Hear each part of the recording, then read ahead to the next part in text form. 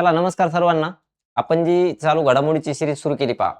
तर त्याच चालू घडामोडीच्या सीरीज मधला आपण पुढचा टप्पा लगेच सुरुवात करूया.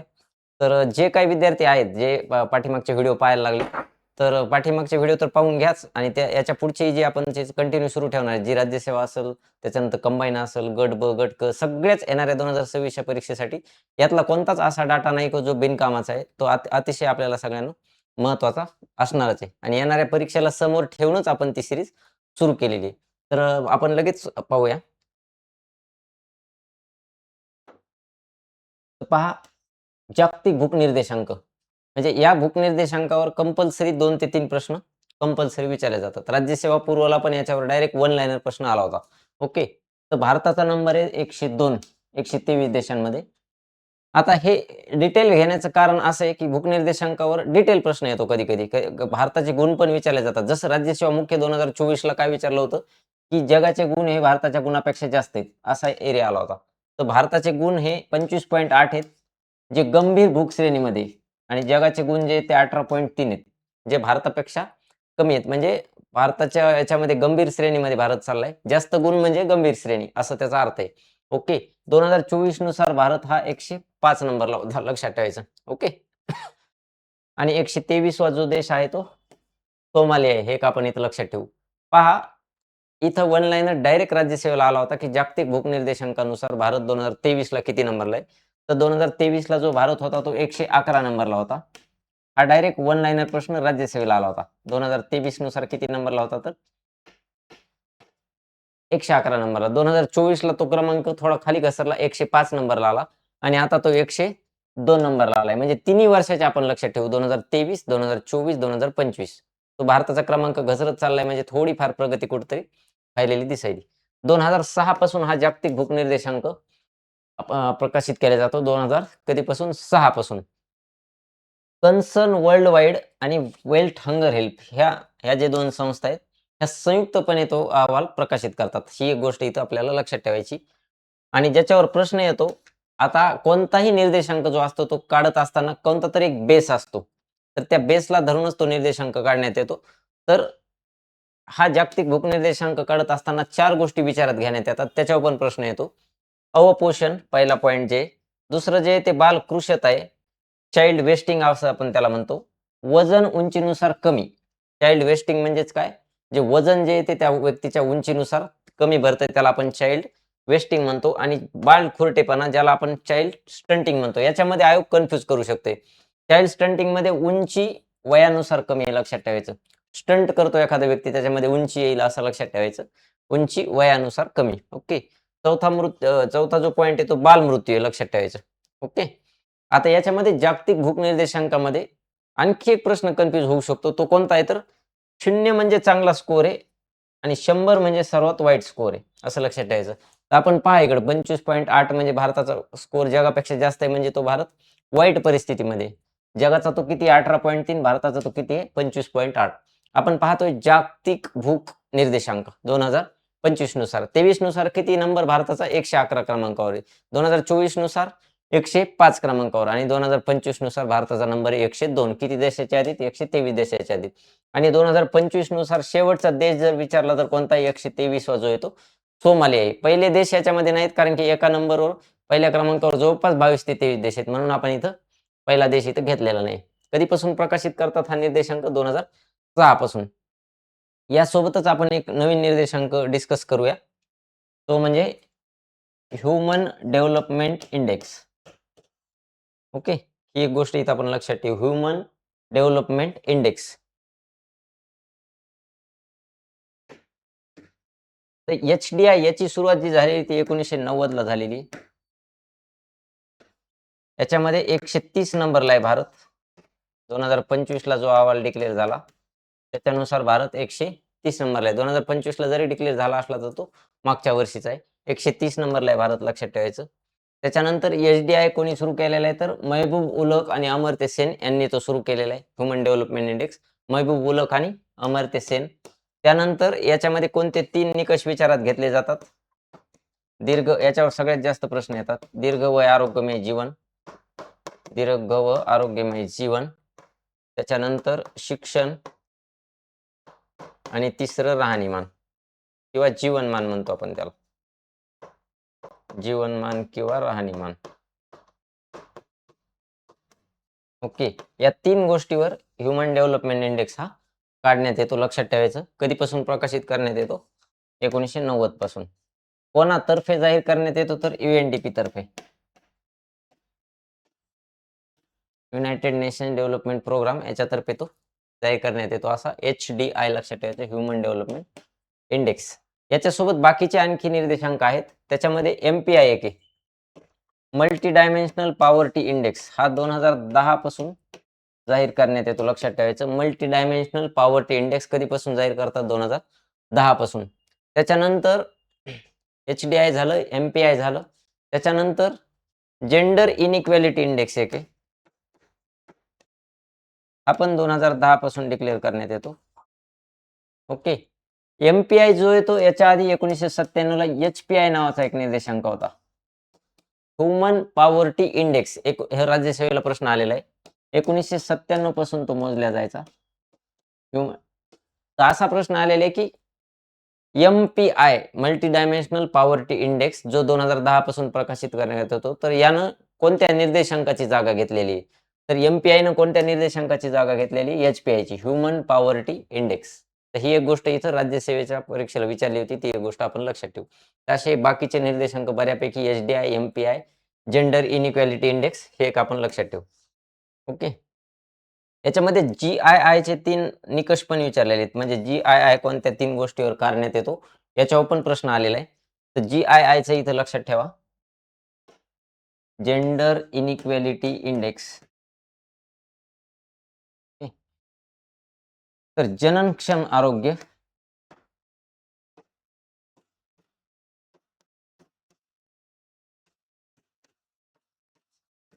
सबलीकरण आणि तिसरं श्रम बाजार.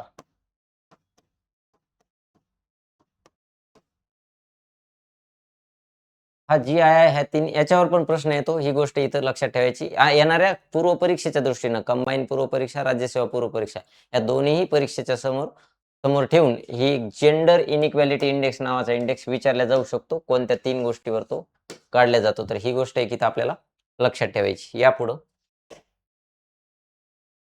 आता हा प्रश्न किंवा हा एरिया घेण्याचा मागचा उद्देश असा आहे, की ज्यावेळेस आपल्या भारताच्या आजूबाजूचे देश किंवा जगामधले जे प्रसिद्ध देश आहेत, तर ज्यावेळेस त्या देशामध्ये निवडणुका होतात, तर मागच्या 4 वर्षामध्ये आयोगानं तो ट्रेंड एक आणलेला आहे, की त्या देशामध्ये जी निवडणूक जर झाली किंवा त्या देशाचा जर प्रमुख म्हणून निवडला गेला, तर त्या व्यक्तीचा पक्ष विचारला चाललाय. तर ही एक गोष्ट इथं आपल्याला लक्षात ठेवायची.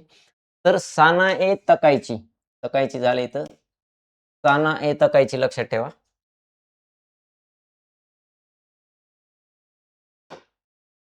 सानाए तकाईची. सकाळची झाली तर तकाईची करून घ्या. जपानच्या पहिल्या महिला पंतप्रधान झाल्यात त्या. जपानच्या पहिल्या महिला पंतप्रधान सानाए तकाईची. आता सगळ्यात महत्त्वाची इथं एकच गोष्ट लक्षात ठेवायची त्यांचा पक्ष. लिबरल डेमोक्रॅटिक पार्टी हा त्यांचा पक्ष आहे लक्षात ठेवायचं. Liberal democratic party. ओके. त्याच्यानंतर शिगेरू इशिबा यांच्या जागी त्या आल्यात. ओळख जपानची आयर्न लेडी म्हणून अशी त्यांची ओळख आहे. आणि व्यवसायानं त्यांनी व्यवसाय प्रशासनात त्यांनी पदवी केलेली आहे. ह्या 3 गोष्टी त्यांच्या रिलेटेड लक्षात ठेवू. जपानच्या आयर्न लेडी म्हणून ओळखल्या जातात.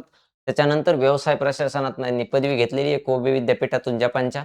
आणि तिसरं महत्त्वाचं म्हणजे शिगेरू इशिबा यांच्या जागी त्या आलेल्या आहेत. जपानच्या पहिल्या महिला पंतप्रधान त्या ठरलेल्या आहेत लक्षात ठेवायचं. त्याच्यानंतर इथं जपानची एक एक्स्ट्रा माहिती मी सांगतो. आपला भारत आणि जपान या 2 देशादरम्यान सॉरी युद्ध सराव म्हणजे युद्ध सराव आयोजित करण्यात येतो. तर प्रश्न येऊ शकतो भारत आणि जपान या 2 देशादरम्यान खालीलपैकी कोणता युद्ध सराव आयोजित करण्यात येतो? तर इथं नोट डाउन करून घ्या. शिन्यू मैत्री,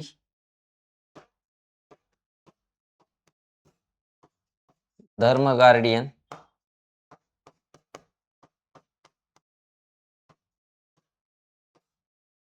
हे 2 युद्ध सराव महत्त्वाचे जे भारत आणि जपान या 2 देशादरम्यान आयोजित करण्यात येतात. तर ही गोष्ट एक इथं आपल्याला लक्षात ठेवायची जपानच्या अँगलला.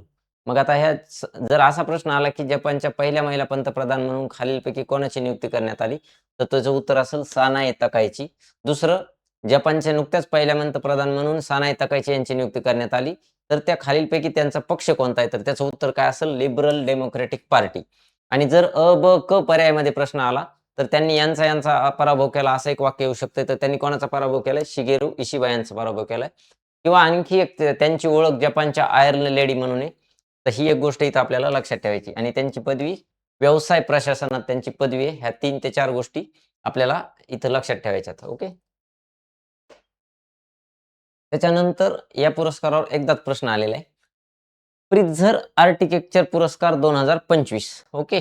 जो आर्किटेक्चरच्या संदर्भात आहे, वास्तू आपण ज्याला म्हणतो, वास्तुशास्त्र. तर त्याच्या संदर्भात आहे. लियू जियाकुन जे चीनचे व्यक्ती आहेत त्यांना तो पुरस्कार भेटलाय 2025 आहे. 2025 चा पुरस्कार आहे हा लक्षात ठेवायचं. लियू जियाकुन. कुन आणि चीन असं लक्षात ठेवा त्या देशाचं लक्षात ठेवा. वास्तुकला क्षेत्रातील सर्वोच्च सन्मान आहे. वास्तुकला क्षेत्रातील नोबेल म्हणून आपण त्याला ओळखतो. असा प्रित्झर आर्किटेक्चर पुरस्कार ज्याची स्थापना 1979 ला झालेली. स्वरूप जे आहे ते $1,00,000 आहे. ओके. इथंच आत्ताच सांगितलं मी जसं वास्तुकलेचा नोबेल म्हणून त्याला ओळखल्या जाते. त्याच्यानंतर एकमेव भारतीय विजेते बाळकृष्ण दोषी आहेत. ही एक गोष्ट इथं अतिशय महत्त्वाची आहे. हा पुरस्कार भेटणारे एकमेव भारतीय विजेते कोण? तर बाळकृष्ण दोषी. पहिले विजेते जर आपण इथं पाहिलं तर फिलिप जॉन्सन आहेत. 1979 ला USA होते ते. तर त्यांना हा पहिला पुरस्कार भेटलाय फिलिप जॉन्सन यांना. कोणता आहे? प्रित्झर आर्किटेक्चर पुरस्कार 2025. कोणाला भेटलाय? तर लियू जियाकुन यांना भेटलाय. कुठला आहे तो? वास्तुकला क्षेत्रातील सर्वोच्च सन्मान आहे. स्वरूप काय त्याचं? $1,00,000. त्याच्यानंतर एकमेव भारतीय विजेते कोण? तर आपले बाळकृष्ण दोषी. पहिले विजेते कोण? तर फिलिप जॉन्सन. हयात फाउंडेशनद्वारे हा पुरस्कार दिला जातो. हयात फाउंडेशनद्वारे हा पुरस्कार इथं दिला जातो. हे एक लक्षात ठेवा. त्यासोबत मी काही पुरस्काराच्या स्थापना इथं रिवाईज करतो. आपल्याला त्या पुरस्काराच्या स्थापना परीक्षेमध्ये लक्षात ठेवायच्यात. आता पहा, ज्ञानपीठ पुरस्कार. ज्ञानपीठ पुरस्काराची स्थापना आहे पहा 1961 ला आणि ज्ञानपीठ देण्यात येतो पुरस्कार 1965 पासून. ही गोष्ट एक इथे लक्षात ठेवा. ज्ञानपीठ पुरस्काराची स्थापना 1961, ज्ञानपीठ पुरस्कार देण्यात येतो 1965 पासून. त्यासोबत 1961 ला आणखी एका पुरस्काराची स्थापना आहे ते म्हणजे अर्जुन पुरस्कार. जो क्रीडा क्षेत्रातला पुरस्कार आहे अर्जुन पुरस्कार. याची स्थापना कधी? 1961 ला आहे. सगळे पुरस्कार मी एका ठिकाणीची इथं स्थापना लिहून देतो. त्याच्यानंतर अर्जुन पुरस्कार झाले 1961 ला.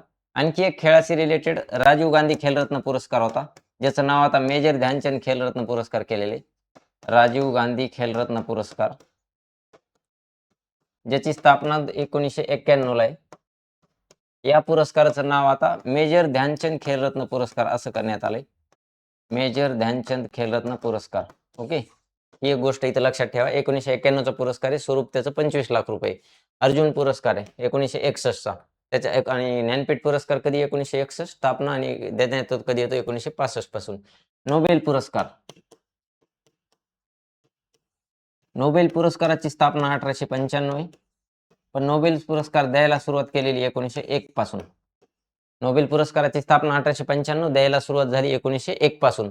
पण जर अर्थशास्त्राचा नोबेल जर विचारला तर अर्थशास्त्राचा नोबेल हा 1969 पासून देण्यात येतो. ही एक गोष्ट इथं लक्षात ठेवायची. नोबेल पुरस्कार स्थापना 1895, द्यायला सुरुवात झाली 1901 पासून. पण अर्थशास्त्राचा नोबेल कधी द्यायला सुरुवात झाली? 1969 पासून. हे एक नोबेलच्या संदर्भात इथं लक्षात ठेवू. त्यासोबत ऑस्कर पुरस्कार. ऑस्कर पुरस्काराची जी स्थापना आहे ती 1929 ला करण्यात आलेली आहे. लक्षात ठेवायचं. ऑस्कर पुरस्कार कधी सुरू झालाय? तर 1929 ला. त्यासोबतच रॅमन मॅगसेसे पुरस्कार. रॅमन मॅगसेसे या पुरस्काराची स्थापना 1957 ला करण्यात आलेली आहे. आणि याचा पहिला पुरस्कार 1958 ला देण्यात आला. आणि पहिले पुरस्कार विजेते होते रॅमन मॅगसेसे पुरस्काराचे विनोबा भावे 1958 ला. पहिले भारतीय आणि पहिले विजेते विनोबा भावे. कधी? 1958 ला हा पुरस्कार देण्यात आला होता. स्थापना कधी? रॅमन मॅगसेसे पुरस्काराची 1957.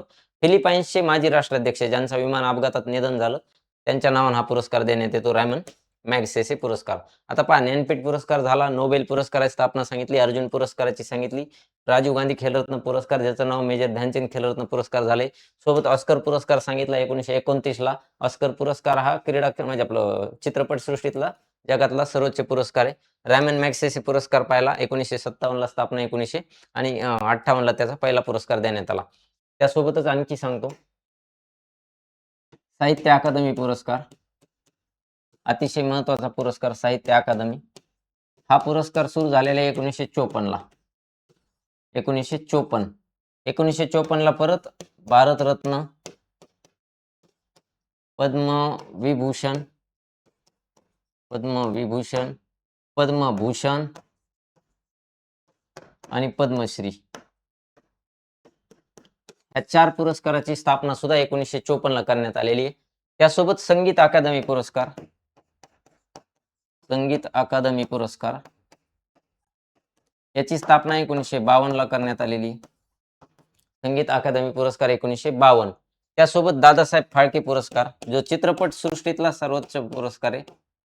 दादासाहेब फाळके पुरस्कार, या पुरस्काराची स्थापना आहे 1969 ला. त्याच्यानंतर बुकर पुरस्कार, बुकर पुरस्काराची स्थापना सुद्धा कधी आहे तर 1969 ला. त्याच्यासोबत आंतरराष्ट्रीय बुकर पुरस्कार, आंतरराष्ट्रीय बुकर पुरस्काराची स्थापना आहे 2005 ला.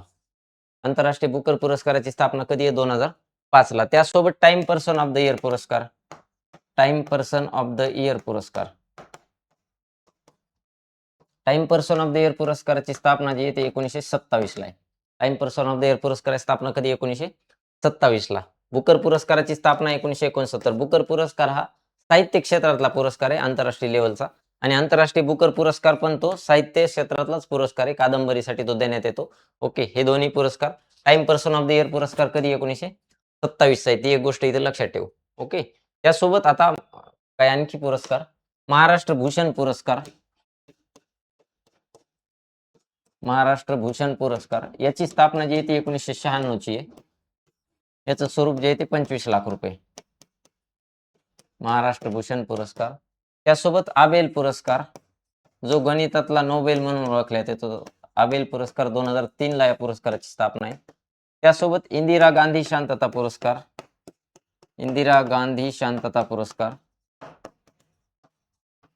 हा 1986 चा पुरस्कार आहे. हे असे काही महत्वाचे पुरस्कार ज्याच्या स्थापना इथं आपण रिवाइज केलेले आहेत. उद्या कधीही परीक्षेत जर प्रश्न आला तर एवढ्या स्थापना परीक्षेत आता सध्या लक्षात ठेवा. यासोबत आणखी एखाद दोन जर राहिले असतील तर ते आम्ही नंतरच्या सेशन मध्ये पण घेण्याचा प्रयत्न करेल. तर असे महत्वाचे पुरस्कार आपण रिवाइज केलेले आहेत. सोबत यापुढं आता सगळ्यात जास्त महत्वाचं धोरण, ज्याच्यावर येणाऱ्या 5 ते 7 वर्षामध्ये सलग दरवर्षी पूर्व आणि मुख्य परीक्षेला प्रश्न राहणार. आता कंबाईन मेन्स पण परीक्षा आहे, तर कंबाईन मेन्स प्लस राज्यसेवालाही मेन्सलाही प्रश्न येऊ शकतो. तर कंबाईन मेन्सला सहकार नावाचा टॉपिक आहे, तर त्या सहकारमध्ये 100% एक प्रश्न ह्या राष्ट्रीय सहकार धोरणावर येणार. तर आपण व्यवस्थित राष्ट्रीय सहकार धोरण आता डिस्कस करूया. तर राष्ट्रीय सहकार धोरण जे जाहीर झाले ते 24 जुलै 2025 ला जाहीर झाले. लक्षात ठेवायचे, 24 जुलै 2025 ला जाहीर झाले ते. ओके, तारीख आपण लक्षात ठेवूया, 24 जुलै 2025. ओके, 24 जुलै 2025. धोरणाचा मसुदा बनवणारी जी समिती होती त्यांचं नाव आहे सुरेश प्रभू समिती. इथं प्रत्येक एरियावर प्रश्न येणार. जाहीर कधी करण्यात आलं? 24 जुलै 2025.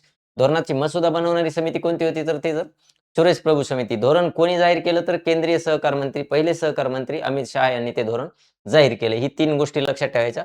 उद्दिष्टामध्ये 50 कोटी लोकांना जोडण्याचं, सहकार क्षेत्राशी जोडणे हे त्याचं टार्गेट आहे. 5 कोटी नाही, 10 कोटी नाही, 20 कोटी नाही, 25 कोटी नाही, 50 कोटी लोकांना जोडण्याचं त्याचं टार्गेट आहे. 2047 पर्यंत सहकार से समृद्धी हे सुद्धा टार्गेट ठेवलंय. 2047 का ठेवलंय तर भारताच्या स्वातंत्र्याला 100 वर्ष पूर्ण होणार आहेत, म्हणून 2047 हे टार्गेट ठेवण्यात आलेले. प्रत्येक गावात एक सहकारी संस्था हे सुद्धा उद्दिष्ट आहे. प्रत्येक गावात एक आहे, 2 नाही, 4 नाही, 6 नाही, 10 नाही, प्रत्येक गावात एक सहकारी संस्था. आणि 2026 पर्यंत 2 लाख प्राथमिक कृषी पतसंस्था उभारायच्यात. 20 लाख नाही आहेत, 2 लाख हे लक्षात ठेवायचं. 2 लाख कृषी पतसंस्था. किती कोटी लोकांना जोडायचे सहकार क्षेत्रासोबत? 50 कोटी लोकांना. सहकारशी समृद्धी हे टार्गेट कधी आहे? 2047 पर्यंत आहे. ओके, 6 स्तंभ आहेत ह्या धोरणाचे. पाया मजबूत करणे, चैतन्य वाढवणे, भविष्यासाठी सहकारी संस्था स्थापन करणे, सर्वसमावेशकता, नवीन क्षेत्रांमध्ये विस्तार आणि युवा पिढीची तयारी. हे जनरल आहेत. जनरल सेन्सनं ते प्रश्न जर उद्या जर असा प्रश्न आला, की हा प्रश्न फक्त जर राज्यसेवा मेन्सच्या अँगलनं जर आला, की राष्ट्रीय सहकार धोरण 2025 विषयी चर्चा करा, तर इथं हे 6 स्तंभ लिहायला आपल्याला कामी येतील. पण प्रीच्या अँगलनं आला तर तुम्ही जनरल सेन्सनं हा प्रश्न सोडवू शकता. पाया मजबूत करणे, चैतन्य वाढवणे, भविष्यासाठी सहकारी संस्था, सर्वसमावेशकता, नवीन क्षेत्रांमध्ये विस्तार आणि युवा पिढीची तयारी. असा हा राष्ट्रीय सहकार धोरण इथं आपण लक्षात घेऊया. आणखी समोर आहे ते थोडं पाहूया त्याचं. आता सहकार क्षेत्रातील काही फॅक्ट्स आपण इथं घेण्याचा प्रयत्न करू. तर पहा, आंतरराष्ट्रीय सहकारी वर्ष म्हणून कोणतं वर्ष डिक्लेअर केलंय तर 2025 हे वर्ष आंतरराष्ट्रीय सहकार वर्ष म्हणून डिक्लेअर केलंय. सहकार मंत्रालयाची स्थापना कधी करण्यात आलेली? 2021 ला सहकार मंत्रालयाची स्थापना करण्यात आलेली. पहिले सहकार मंत्री कोण ठरलेले? तर अमित शहा हे पहिले सहकार मंत्री ठरलेले आहेत. पहिलं राष्ट्रीय सहकार विद्यापीठ जे आहे ते आनंद, गुजरात या ठिकाणी हे लक्षात ठेवायचं. पहिलं राष्ट्रीय सहकार विद्यापीठ आनंद, गुजरात. पहिला सहकारी कायदा 1904 ला आहे, जो लॉर्ड कर्झनच्या काळात करण्यात आला. ज्याच्यावर राज्यसेवा प्रीला ऑलरेडी प्रश्न आलेला आहे. आणि पहिला प्रांतीय सहकार कायदा जो आहे तो 1925 चा आहे. ओके, ही एक गोष्ट इथं आपल्याला लक्षात ठेवायची. पहिला प्रांतीय सहकार कायदा 1925 बॉम्बे या नावानं तो करण्यात आलेला आहे. तर पहा, आपण राष्ट्रीय सहकार धोरण बऱ्यापैकी डिस्कस केलंय. त्याची जाहीर कधी केले? 24 जुलै 2025 ला. पहिला मुद्दा. त्याच्यानंतर मसुदा बनवणारी समिती कोणती आहे? तर सुरेश प्रभू समिती. राष्ट्रीय सहकार धोरण जाहीर कोणी केले? तर केंद्रीय सहकार मंत्री अमित शहा यांनी ते जाहीर केले. त्यासोबतच आणखी काय पाहिलं आपण? उद्दिष्ट पाहिले सहकार धोरणाचे. तर 50 कोटी लोकांना जोडण्याचं उद्दिष्ट आहे. हे एक पाहिलं आपण. सोबतच आणखी काय पाहिलं आपण? तर सहकार से समृद्धी हे टार्गेट कधीपर्यंत आहे? 2047 पर्यंत आहे सहकार से समृद्धी टार्गेट. किती पतसंस्था उभारायच्यात आपण ते एक पाहिलं. तर त्याच्यामध्ये किती उभारायच्यात? तर 2026 पर्यंत 2 लाख प्राथमिक कृषी पतसंस्था उभारण्याचं आपण टार्गेट ठेवलेले. ओके. आणि शेवटचा एक मुद्दा आपण पाहूया आणि आपण थांबूया. तर केंद्रीय मुख्य माहिती आयुक्त म्हणून ज्यांची नियुक्ती करण्यात आली ते राजकुमार गोयल यांची नियुक्ती करण्यात आलेली. आता आपण पाहतो आर-टी-आय नावाचा एक ॲक्ट आहे, बरोबर? आणि मग त्या आर-टी-आयच्या म्हणजे राइट टू इन्फॉर्मेशन ॲक्ट प्रत्येकाला आता माहिती मिळवण्याचा अधिकार आहे. त्याच संदर्भात एक आयोग भारतामध्ये काम करतो, केंद्रीय माहिती आयोग आणि राज्यामध्ये राज्य माहिती आयोग. आणि त्याच केंद्रीय माहिती आयोगाचे मुख्य माहिती आयुक्त म्हणून नियुक्ती करण्यात आलेली राजकुमार गोयल यांची. त्यांच्या आधी कोण होते? तर हिरालाल समरिया होते. केंद्रीय माहिती आयोगावर कंबाईनला दरवर्षी प्रश्न येत आहे. तर हा आयोग पण आपण इथं कव्हर करण्याचा प्रयत्न करू. तर केंद्रीय माहिती आयोगाची स्थापना जी आहे ती 12 ऑक्टोबर 2005 ला झालेली आहे. सोबत रचना 1+10 आहे. तर कसं लक्षात ठेवायचं? 5 दोन्ही 10 असं लक्षात ठेवायचं. ही ट्रिक याच्यामुळे लक्षात ठेवायची कारण परीक्षेमध्ये ज्यावेळेस आपण 10-12 आयोगाच्या स्थापना पाठ करतो किंवा रचना पाठ करतो, तर आपल्याला नंतर कळत नाही कोणत्या आयोगामध्ये किती सदस्य आहेत. तर स्थापना 2005 आणि त्याचे सदस्य किती आहेत? तर 10. म्हणजे तुम्हाला 5 दोन्ही 10 असं लक्षात ठेवायला सोपं जाईल. पदावधी 3 किंवा 65 आहे. हे एक लक्षात ठेवायचं. परीक्षेमध्ये 4 किंवा 65 आणि 3 किंवा 70 असं करतात.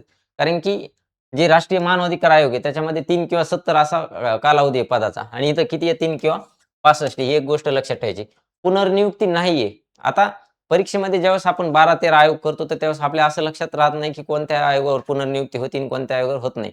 तर आता हा माहिती आयोग आहे, बरोबर? सदस्यांनी जर माहिती फोडली, तर त्यांची परत पुनर्नियुक्ती होत नाही. अशी आपण ट्रिक इथं लक्षात ठेवू. त्याच पदावर पुनर्नियुक्ती होत नाही आणि सगळ्यात जास्त प्रश्न जर कुठं आला असेल आयोगावर, तर त्यांच्या निवड समितीवर येतो. तर निवड समितीमध्ये कोण असतात? पंतप्रधान असतात. निवड समिती म्हणजे कोण? की अध्यक्ष आणि सदस्य या आयोगाचे अध्यक्ष आणि सदस्य यांची निवड करण्यासाठी एक कमिटी नेमण्यात येते. तर त्या कमिटीचे अध्यक्ष कोण असतात? तर पंतप्रधान असतात. इथं ऑप्शनमध्ये राष्ट्रपती टाकते तर ते तेवढं फक्त काळजी घ्या. तर निवड समितीचे अध्यक्ष कोण? पंतप्रधान. लोकसभेतील विरोधी पक्षनेता असतात आणि कॅबिनेट मंत्री असतात. ओके. तर इथं काय करतात? तर केंद्रीय गृहमंत्री वगैरे टाकतात ते. केंद्रीय गृहमंत्री नाही, इथं कोण आहेत? तर कॅबिनेट मंत्री आहेत. आणि विरोधी पक्षनेता कुठला आहे? लोकसभेतला आहे. परीक्षेमध्ये ज्यावेळेस प्रश्न येतो त्यावेळेस राज्यसभेतला विरोधी पक्षनेता असं टाकण्यात येतं, तर तेवढी काळजी घ्यायची. निवड समितीचे अध्यक्ष कोण परीक्षेमध्ये टाकतात? राष्ट्रपती टाकतात. पण राष्ट्रपती आहेत का? नाही. पंतप्रधान ह्या निवड समितीचे अध्यक्ष आहेत. हे आपल्या केंद्रीय माहिती आयोगाची स्थापना कधी आहे? 12 ऑक्टोबर 2005 ला. सदस्य किती आहेत? 1+10. पुनर्नियुक्ती होती का? नाही. सध्याचे मुख्य आयुक्त कोण आहेत? तर राजकुमार गोयल. कोणाच्या जागी आलेले आहेत? ते हिरालाल समरिया यांच्या जागी ते आलेले आहेत. ओके. असा हा केंद्रीय माहिती आयोग. मागच्या कंबाईनला तर एकाखाली एक 2 प्रश्न प्रीला आले होते केंद्रीय माहिती आयोगावर.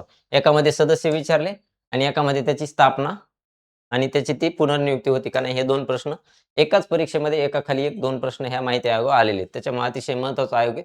आपण इथं तो डिस्कस केलेला आहे.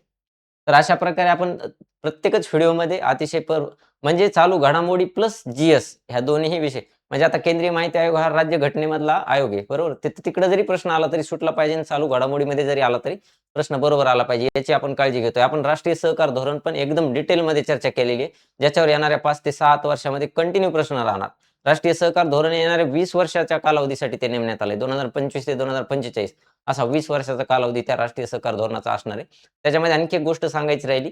2002चं राष्ट्रीय सहकार धोरण पहिलं राष्ट्रीय सहकार धोरण होतं. पहिलं राष्ट्रीय सहकार धोरण कधी तर 2002चं लक्षात ठेवायचं आणि आता त्याची जागा कोणी घेतली तर 2025च्या राष्ट्रीय सहकार धोरणाने त्याची जागा घेतली. ही एक गोष्ट तिथं नोट डाउन करण्याचा प्रयत्न करा. तर चालू घडामोडीचे जेवढे काही व्हिडिओ येतील, तर ते नक्की शेवटपर्यंत पहा. त्याच्यानंतर आपल्या नोट्स बनवा आणि येणाऱ्या परीक्षेसाठी तुम्हाला नक्की त्याचा फायदा होईल. तर चालेल. थँक